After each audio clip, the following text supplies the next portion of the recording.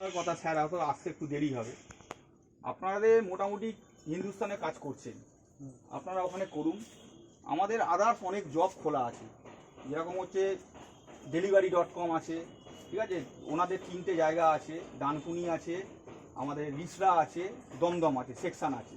Sam still, ওটাও ভালো company, রঙের কোম্পানি, ঠিক আছে, খুব খারাপ রোজ দিচ্ছে না, খুব ভালো জায়গা।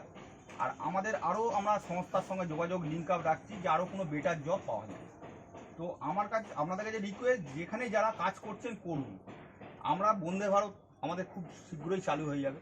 তো বন্দে ভারত চালু হলে ওখানে হিউজ পরিমাণের লোক আমাদের লাগবে, ঠিক আছে। এবং আমরা এই লোক কোথা থেকে পাবো? আপনারা তো যেখানে হিন্দুস্তানে করছেন মানে ওখানে কাজ শিখছেন। তো এখানে যখন আমরা লোক দেবেও, সবসময় কোম্পানি একটা জিনিস চাইবে, দেখুন, সব কাজ না জানা ছেলে ওনারাও নেবেন, কিন্তু কাজ জানা ছেলে তো কিছু লাগবে। সব যদি কাজ না, মানে কেউ জানে না, এরকম আমরা 500 ছেলে ঢুকিয়ে দিলাম, তো কোম্পানি ওদের দিয়ে কী কাজ করাবে? কাজ তো জানে না।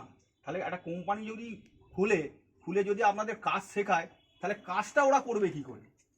ওরা যে মানে মেটেরিয়ালগুলো যে তৈরি করবে রেলের, তো কিছু তো কাজ জানা ছেলে লাগবে। তো আমরা সেই উদ্দেশ্যে আমাদের হিন্দুস্তানে আপনাদের ঢোকানো হয়েছে।